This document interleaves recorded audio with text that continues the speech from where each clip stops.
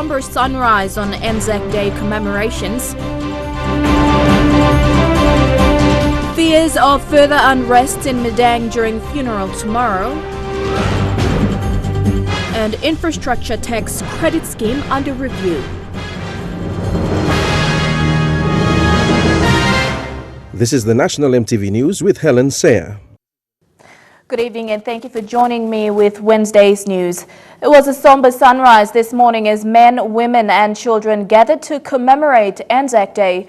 On this day 103 years ago, Australian and New Zealand soldiers landed on the shores of Gallipoli to mark the beginning of their involvement in World War I and thus beginning the ANZAC spirit. From as early as 3 a.m., men, women and children began gathering at the Bomana War Cemetery for the start of ANZAC Day commemorations.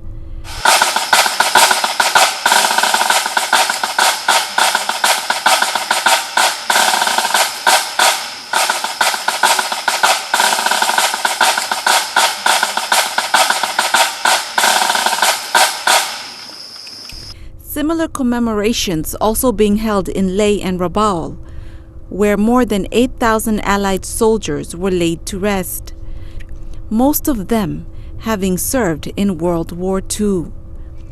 Those that lie here fought in the campaigns between January 1942 and August 1945 to evict the Japanese from Papua and New Guinea. Every branch of the Australia Armed Services had casualties in these battles. This morning, the MacDewey ceremony was commemorated at the Royal Papua Yacht Club. This ship's ruins still lie a few kilometers from the shores of Kanudi. And targeted Captain Campbell's ship once again. This time the MacDewey was hit directly amidship. Lost rudder control, hitting the coral reef in the central Fairfax harbour and rolled onto a side near a village that we know as Hanuabada. The Royal Papua Yacht Club is honoured to retain this part of its history. According to RPYC General Manager Aaron Batts, the partnership between Papua New Guineans and ANZACs has continued on today, which is something to be proud of. And it's something we say lest we forget, but we have to remember that 8,000 soldiers died between Port Moresby, Lae and Rabaul, and that's a huge amount of servicemen and women, and obviously as well with the Fuzzy Wuzzy casualties as well. So it's a very significant day for all three nations, and here at the Royal Papua Yacht Club we want to keep that spirit obviously internally alive, and that's why it's such a fantastic day here, because we pay homage and respect. Among those present for the commemorations today was Daure Kisu. As a young boy, he had been a messenger during World War II, a part of a group that became known as the Fuzzy Wuzzy Angels. A soldier is injured. We rush him through the thorn bushes in the steep mountains and cane bridges for the injured to be treated. When it's dark, when it's night, we sleep. We put the patient among us and we sleep in secure. And always alert when it's alarm for any help. When the patient died, we mourn for him for 1 or 2 days and then later, because it's sad for us to see a different race passing away in our land. You can give them a meaning. They say, with our lives are for peace and a new hope, or for nothing, depends on you alone. It is for you to decide. They say, we give you our debts. Please give them meaning. We were young, we have died. Please remember us. Lilian Soperakinea, National EMTV News. And it has been more than 6 decades since the Japanese surrendered to the Allied forces during the Second World War Battle of the Pacific. In East New Britain Province, the Kokopo War Museum, established in 1992, holds some of the oldest accounts of the Second World War, some of which are original copies of war documents and weaponry that can't be found anywhere else. On the edge of Kokopo town, rusted frames of heavy weaponries are put on display at the Kokopo War Museum. It is a stark reminder about the horrors of the Second World War. After 6 decades, and some of these remnants of war are still left in the open and exposed to the elements. Most of them are slowly corroding. Most of these ones here were from the Second World War, mainly 80 to 85% of the materials here from the Japanese materials that were left after the Second World War. Inside one of the buildings are some of the original war documents, such as this oath, signed by Japanese war commanders that marked their defeat during the Second World War. Most of these remnants were retrieved and put on display here since 1992, but over the years not much attention is given to the place. Limited funding has forced the museum to remain partly abandoned. The chairman of the Kokopo War Museum, Samson Kakai, says plans are in place to refurbish this old historical center as one of the main tourist attractions in East New Britain Province. Paul is a tourism port for the cruise sector.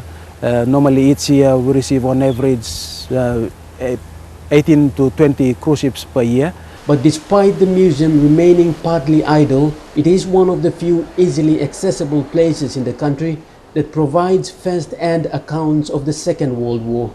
Edwin Fidelis, National EMTV News, Kokopo.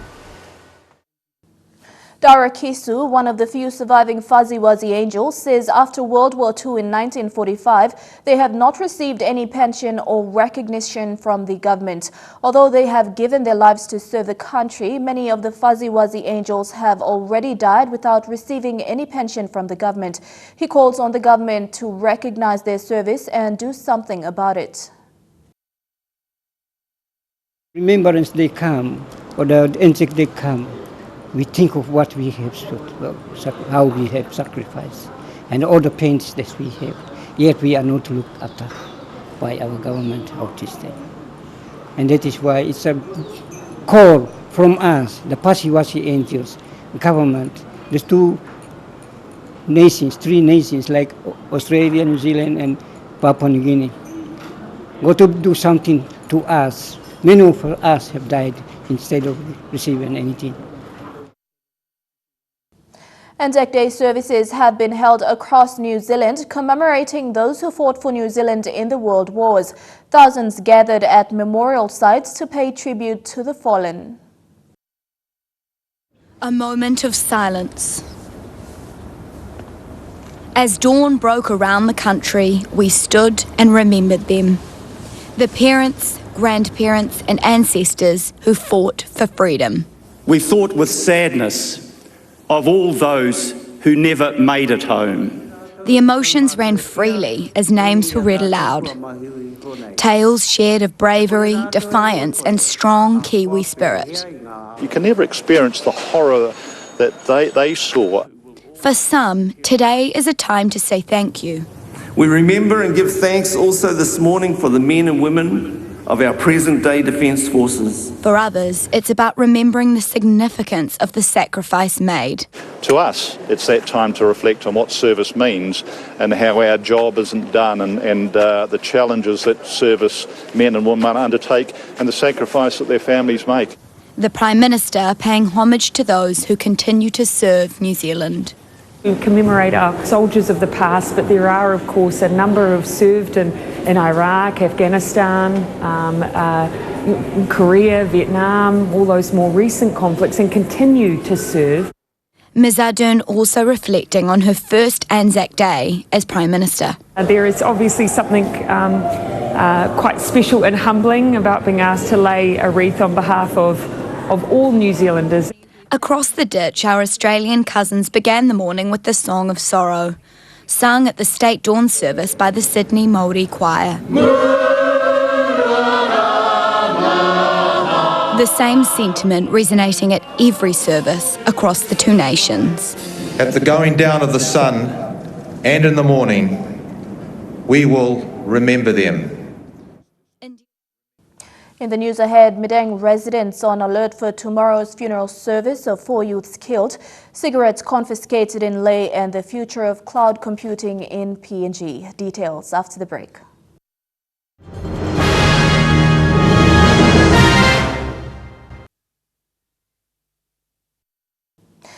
Welcome back. A man who severely beat his wife with a power cord was rearrested today at the Omili police station in Leh after he was released. His arresting officer said he was supposed to attend court today but didn't. The grounds of his earlier release are still unclear. The man in his early 30s severely assaulted his wife following an argument. The attack left her with severe bruises and cuts to her head, body and legs. Following this morning's arrest, Leh's Sexual Offences Squad was called in to take custody of the case. Police said when the man was questioned, he said in Tok Pisin, "I was teaching her a lesson." The three armed men who were shot dead by Leh police following an armed robbery earlier this month have been identified. One of them was an escapee who fled to Leh from Milne Bay, and the two others reside in Leh. Police have received information that there may be a string of robberies following their deaths. Mr. Wagambi is calling on the general public to be vigilant and report any suspicious activities to police. One of the deceased is a known criminal from Milne Bay. He's of mixed Milne Bay and Madang. And he was involved in a string of robberies and crimes with violence in Milne Bay province. And we also suspect in neighboring Central province as well. And he was being after by Milne Bay police when he made his way across to Leh and teamed up with the gang. Leh MP John Russell says the physical planning, lands and building boards in their current form are ineffective. Evidence of that ineffectiveness can be seen in the unregulated commercial development in zones designated for residential areas. While new members of the boards will be sworn in next month by the Provincial Executive Council, Russell says good people have to be appointed. The thing with the land zonings in Leh, land is run by the Lands Department, and hopefully when the LCA is up and running properly, we'll take over some of those responsibilities. But at this point in time, the enforcement of all the land stuff and awarding is done by the Physical Planning Board and awarded by the Lands Board. So basically we don't really have much to do with it, but it just needs enforcement by the Physical Planning Board. The Physical Planning Board, it needs to be more efficient, it needs to be more stronger, it needs to have the right people on board, and I think the governor is in the process of putting in new appointees that will make that become a reality. So I'm hopeful that they'll be able to swear in a new Physical Planning Board anytime soon. More than 20 cartons of counterfeit cigarettes were seized by Leh police early this morning during an operation along the Bumbu River. Leh Metropolitan Commander Anthony Wagambi Jr. says this confirms suspicions that counterfeit cigarettes are being sold mainly in the roadside markets. Police will be investigating the source of these cigarettes. A police officer and community leaders carried out the operation and found these cartons buried in various locations along the Bumbu River settlements. More than 20 cartons of these cigarettes were dug up, brought to the Omili police station and locked in this holding cell. We've been trying to track this down for a while. We know that there have been counterfeit cigarettes out in the streets, and now with this big hole coming in, it now confirms that our suspicions. This is not the first time illegal cigarettes have been confiscated in Leh. Late last year, 2,040 cartons of cigarettes were confiscated after the importer falsely declared the items as kitchenware in order to avoid paying higher duty-free taxes. These cigarettes that were found this morning are sold widely on the roadside markets. Mr. Wagambi says police will be investigating to find where the sellers are sourcing the cigarettes from. Our investigators will be following up on that, working with the people from customs, and we will try to find out how this thing got in and who brought it in. Lucy Kopana, National EMTV News, Leh. Business houses and schools in Madang have been advised to suspend all activities tomorrow following fears of more unrest. The provincial government issued a circular today saying the relatives of the 4 men locals killed during the recent unrest in Madang will be in town for their funeral service, and this could lead to trouble. Police have been put on alert.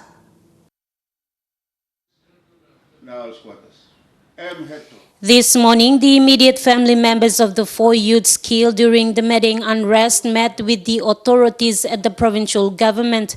Present at the meeting includes the acting provincial administrator John Bivi, senior provincial magistrate Josephine Kilage, and the provincial police commander Chief Inspector Ben Neneo. The meet was to prepare funeral arrangements for the 4 youths who were shot. Only the immediate families will be allowed to come into town to attend the funeral service and bring the bodies back to their villages, while the rest of the community in the South Coast area will be stationed at 4 Mile and will not pass Gome Bridge. Master, you miss Shiran assurance you play been given lo Fopla Ting number 1 or 7. My immediate family to solely come down. Now this you got masaba you got fear is stop, you got tension is stop, long all the population block down. Business house, public, school, beginning all the Police will also maintain control and make sure only immediate family members will be allowed to come into town to attend the funeral service. This is to make sure opportunists do not take advantage of the situation and create problems. So, but police will play making more from me play around the road. Look na puti miles and heavy no can come. The 4 men were shot in incidents during the unrest earlier this month. They were part of a larger group protesting against the arrestment of locals. Meanwhile, immediate family members of the 4 people killed assured the committee there would be no trouble tomorrow. Immediate family tasol by Kam Godan Browsing Body, Nabakisim Golo House Lotu Police, Nabakisim Golo Formail, Loformail, Usatol Longway Hapo like looking body, and Loformail Bao looking. Mathaluis, National EMTV News, Madang. On the positive side, Datec PNG hosted a unique technology forum in which Fortune 500 company Oracle introduced their cloud computing technology to Papua New Guinea businesses today. According to tech experts, cloud computing is the future of everything, and Papua New Guinea is ready to embrace this digital innovation. Gone are the days when governments and businesses would rely on hard drives and softwares to store gigabytes and terabytes of data. According to tech experts from Oracle, cloud computing is the future of information and data management. Representatives from Oracle introduced cloud computing and spoke about its benefits to Papua New Guinean businesses and government departments at the Datec Technology Forum in Port Moresby today. Oracle is a global provider of enterprise cloud computing, providing capabilities in software as a service, platform as a service, infrastructure as a service, and data as a service. Datec PNG is the official gold partner of Oracle in the country, and according to the company, Papua New Guinea is ready to embrace the technology. Oracle, as our partner for the last 20 years, they are on a very good support for us, and they support us for any technical requirements. Now, we do have technical resources on ground. We do have other resources, whatever required, but probably it's not possible nowadays to have all the resources available. But wherever there is a deficiency, we go back to Oracle, and they actually support us on the required technology. So basically, we are ready for a cloud computing in Papua New Guinea. Leanne Jarari, National EMTV News. 39 participants from the Koyari LLG graduated at Sogeri yesterday after 2 weeks of financial literacy training. Hosted by the network Kokoda, the training was facilitated by the Guinea-Guada Foundation and sponsored by CPL Group. The first two trainings consisted of basic life skills including baking, sewing and floriculture.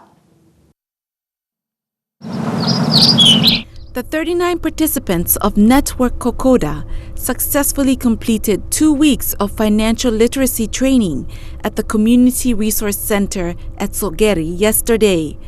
This training was facilitated by Guinea-Guada Foundation. Number of representatives here representing 1,000 of our women, children, husbands and uncles back at their various homes. So they will be a living testimony when they go back.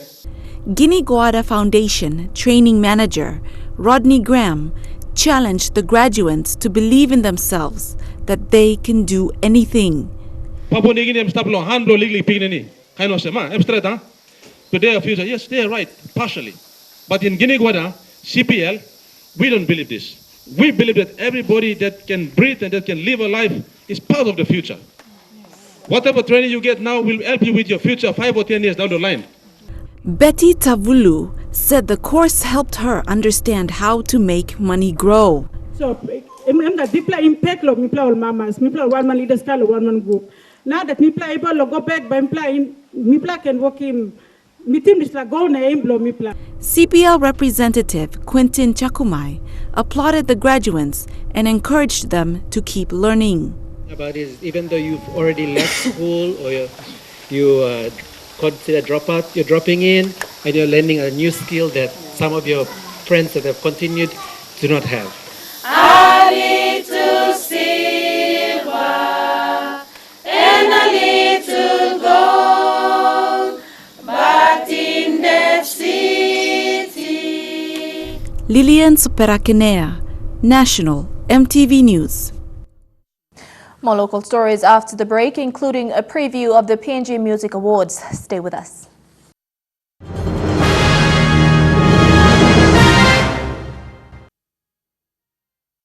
Welcome back. The Infrastructure Tax Credit Scheme was reviewed today in a stakeholders workshop. Planning Secretary Hakawa Harry says the workshop aims to improve the scheme's guideline framework. She says the review is to make sure the scheme serves its intended purpose. Nearly 800 participants from different stakeholders in public and private sector agencies gathered today for the workshop. Since its introduction in 1992, the Infrastructure Tax Credit Scheme has not been reviewed. The Planning Secretary says the government wants to see all agencies working on an aligned plan to deliver services on a timely basis. We want all of the stakeholders to help us work on an improved guideline and an improved policy that we can take forward to government and for the government to accept and for us to guide us to implement the tax credit scheme. Based on its 26 years of implementation to date, the tax credit scheme has funded 1.3 billion kina worth of projects. These include roads, health centers, bridges, airports and other major impact projects. However, its frameworks have come under questioning. But Secretary Harris says discussions should improve its execution moving forward. During that time, when the scheme was a little bit smaller and it was managed effectively, implementation was good. So when time evolves, there needs to be changes in the way we progress and the processes that we employ. The government now wants a closer scrutiny on the management and implementation of the scheme. These will also push developers not to violate protocols of the ITCS guidelines. So through the reforms to make it more effective, we are all here to do that together. But it has done very well. And the important thing is that the partnership for government and the private sector has always been established, it has been there and has been maintained through the tax credit scheme process. Stakeholders will now discuss and provide documents in writing for Parliament to approve.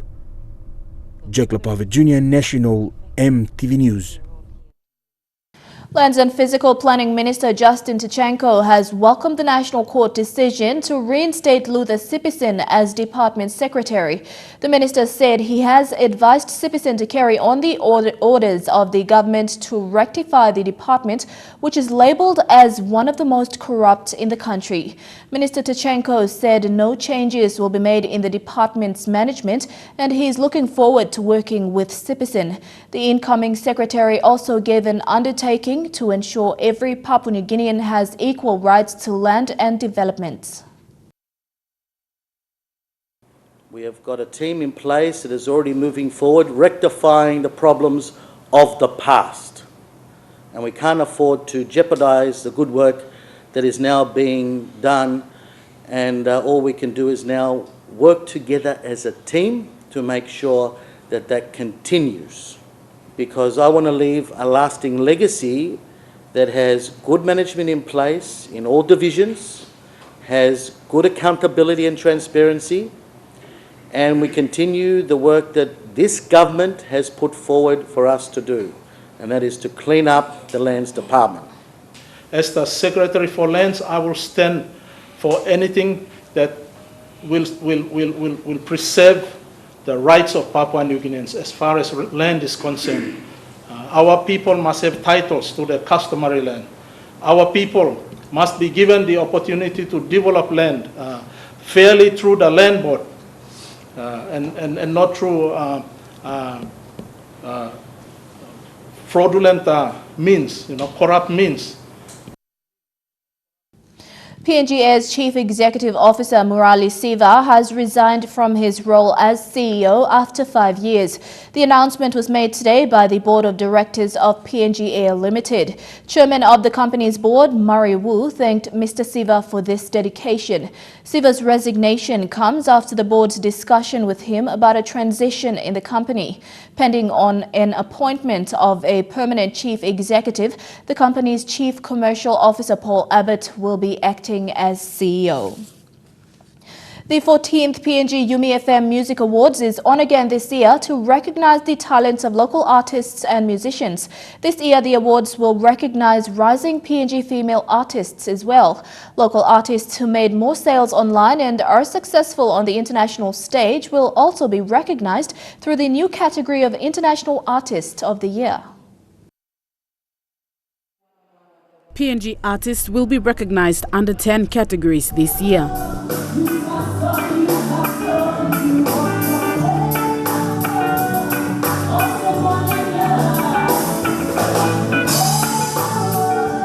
We at PNG FM are really proud of this event and the fact that despite economic setbacks and other setbacks, we've managed to keep it going for 14 years. 14 years non-stop. It's a testament to how we feel, and that's very strongly about the music industry and our support of it. Whilst the awards have previously been focused on male artists and musicians, the rising number of women in the industry has prompted awards organizers to revive the Female Artist of the Year category. We at PNG FM actively try to promote female musicians in PNG by playing music on our radio stations, because we understand and appreciate that their voices, their message needs to be heard, and music is just another powerful way that this can be done. Music is a very powerful weapon that breaks down barriers, and we need to support our female artists break through and be heard. The awards night will be held at the Lamana Gold Club this Saturday, and performing artists such as the local hip-hop group Planet Native, DPJ and Kronos are excited about the event. Planet Native, we are a hip-hop group, we are hip-hop artists, and it is actually our first time to be part of the Music Awards. So we are the first hip-hop group to be part of the PNG Music Awards, and it is an honor to be actually part of the Music Awards for 2018. For a young rookie artist like us, it's a very big step and a very big opportunity for us to showcase our talent and our skills, and we're very happy, honored to play in such a big event like this. Just thanks to all the fans for always supporting our music. We just started, so looking at a few more years to go. I think y'all would get tired of listening to our songs on the radio. Apart from marketing their music locally, PNG artists have also been encouraged to market their songs through intellectual property rights groups APRA and AMCOS, which represent songwriters, composers and music publishers. The new category this year in association with APRA is International Artist of the Year. This is in recognition of PNG artists who have signed up with APRA and have their works played all around the world. PNG FM remains advocates for APRA because we believe that as an artist, you should be paid a fee every time your music is played. And not only on the radio, but on TV and in movies and public events like sporting events. Play my song, be paid. Stacey Yallo, National EMTV News. Overseas to the US, where President Donald Trump got up close and personal with his French counterpart Emmanuel Macron in the first state visit of Trump's presidency. The two leaders have different views on the Iranian nuclear deal, with Trump warning of big problems if Iran restarts the program.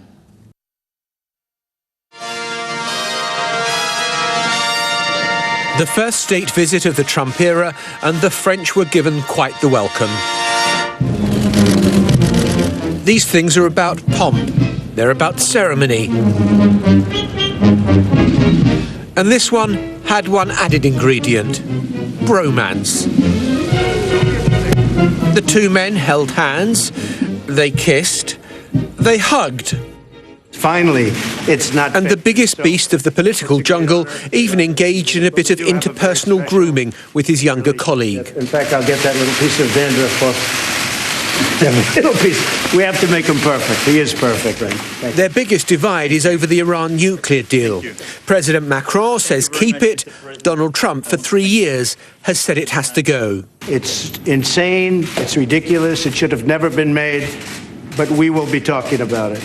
But then, after lengthy talks that overran massively, the French president seemed to offer a new way through on Iran.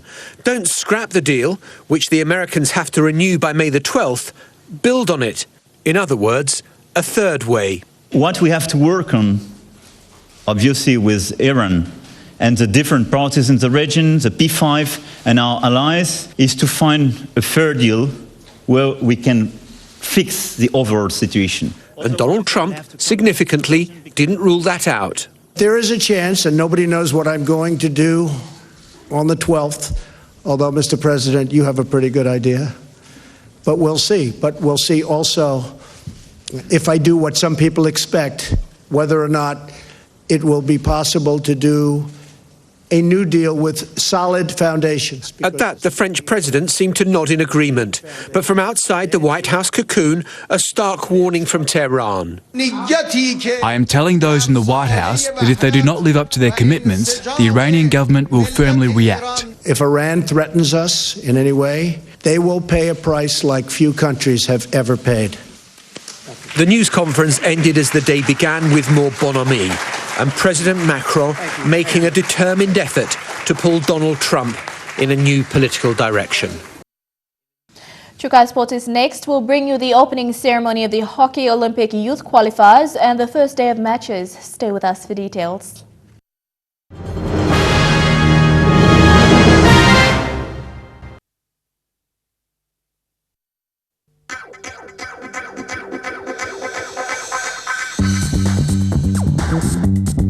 Chukai Sports.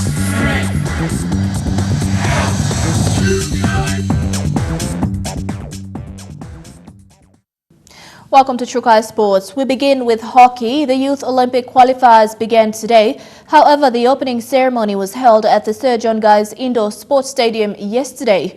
Participating teams from Australia, Vanuatu, Solomon Islands and host country PNG were treated to a cultural welcome. Godwin Eki reports. 4 countries, Australia, Vanuatu, Solomon Islands and host PNG, were escorted by traditional Manus dancers as they made their way in for the opening ceremony of the Oceania Youth Olympic qualifiers. The first team to make its way in was Australia, followed by Solomon Islands. Vanuatu and host PNG followed.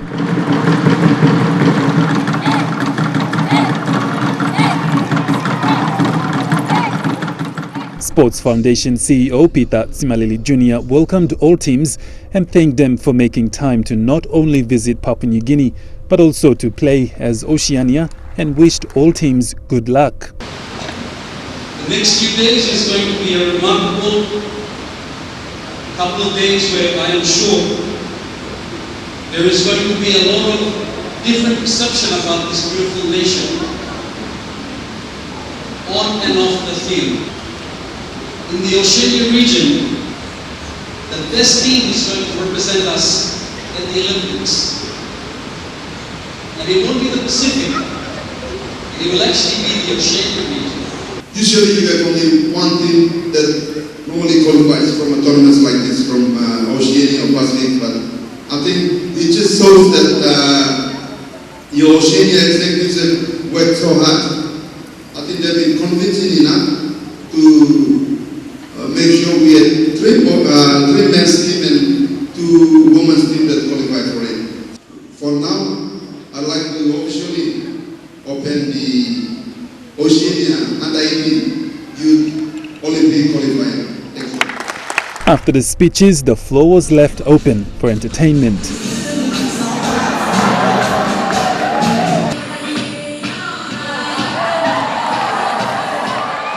Godwin Eki, National, MTV Sports. The first 2 teams to take the turf were host PNG and Solomon Islands in the men's pool match.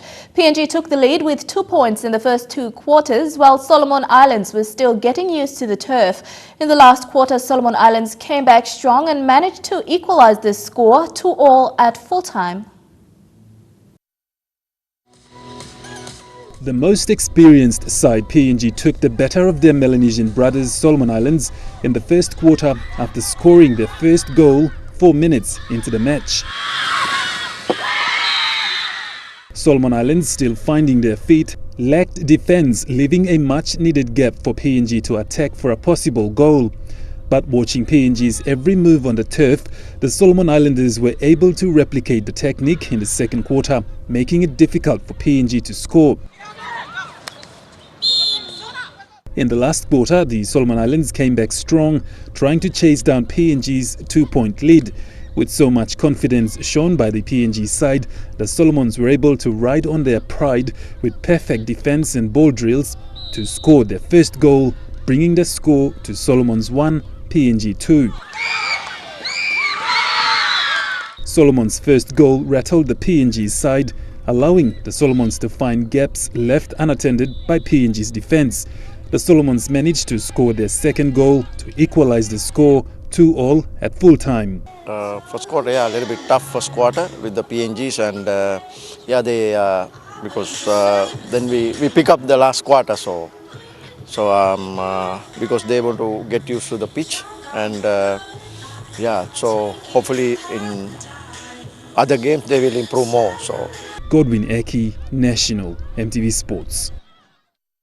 In the men's second match between Australia and Vanuatu, Vanuatu was thrown into the deep end by Australia from the first whistle. Fairly new to the sport, Vanuatu was unable to cope with the attack from the Australians. The match ended with Australia 17 points to 0.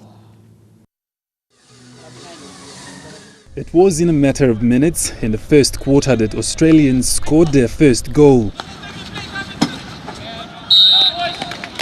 With great techniques displayed and strong defence from the midfield, Australia had all sides of the turf blocked, making it hard for Vanuatu to strike back. It wasn't long before Australia scored their second, third and fourth consecutive goals, adding another 3 just before the first quarter. First half score, Australia 7, Vanuatu 0.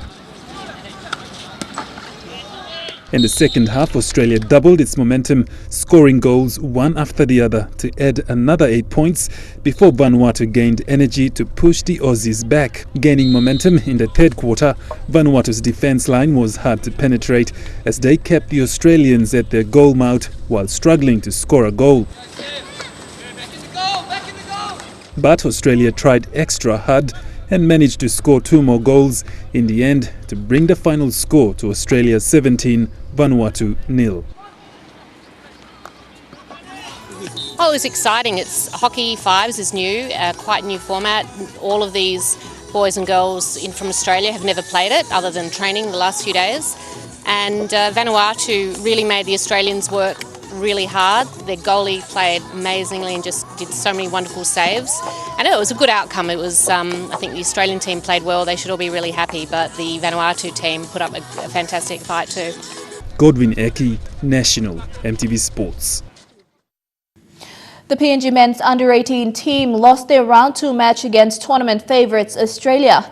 PNG went down fighting 21 points to 2. In the first quarter, Australia ran in 9 unanswered goals to go on to a comfortable lead.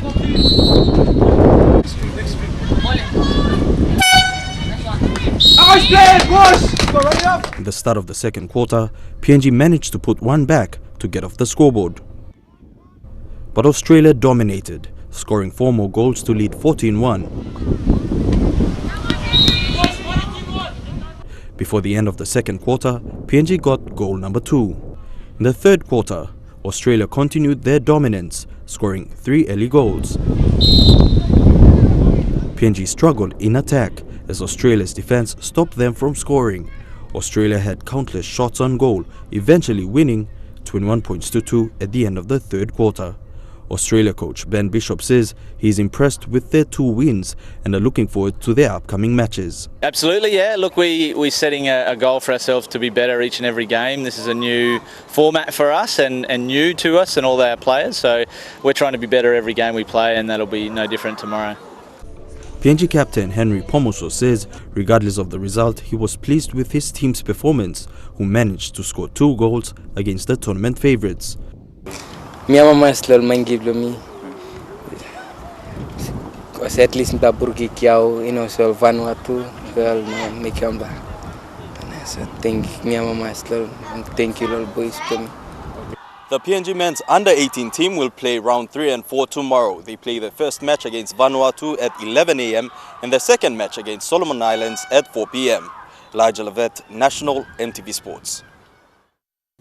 The day's other sporting news after the break. Don't go away.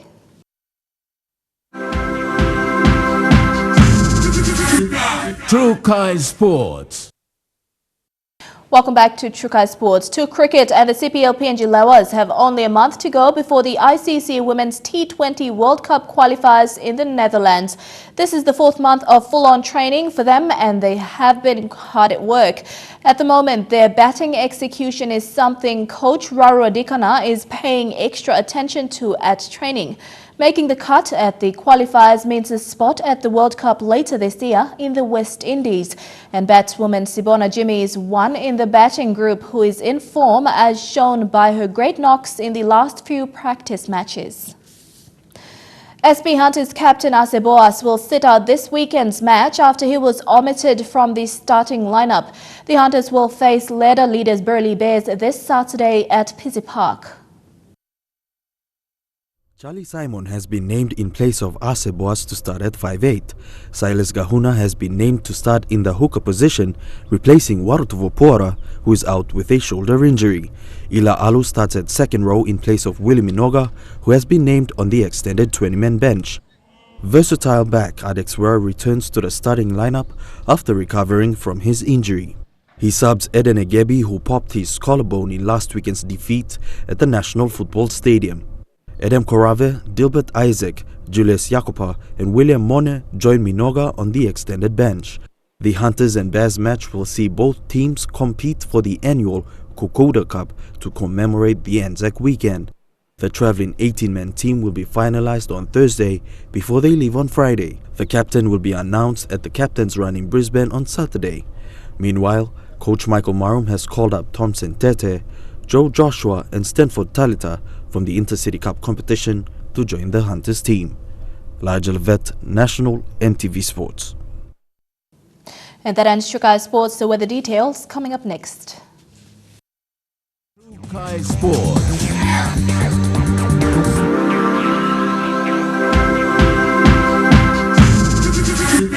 Trukai Sports.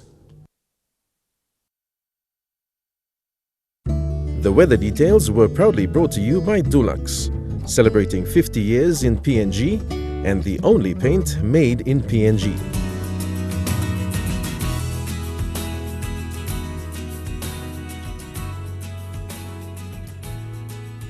Looking at the weather forecast for tonight and tomorrow, in the southern region, clouds breaking in Port Moresby tonight, evening thunderstorms tomorrow, thunderstorms in spots in Daru, rather cloudy with a few showers tomorrow, warm and cloudy in Kerema, partly cloudy in Alatau and mostly cloudy in Popondetta.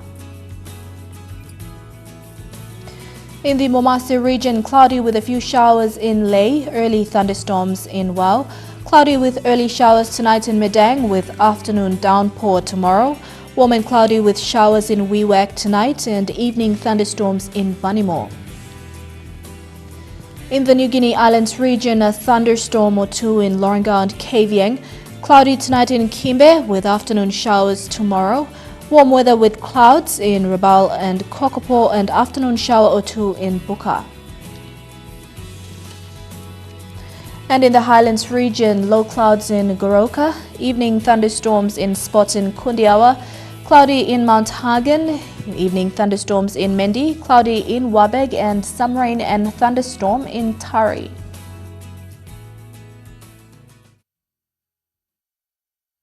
The weather details were proudly brought to you by Dulux, celebrating 50 years in PNG and the only paint made in PNG. And that's the news, sports and weather for tonight, Wednesday, the 25th of April 2018. On behalf of the entire news team, good night.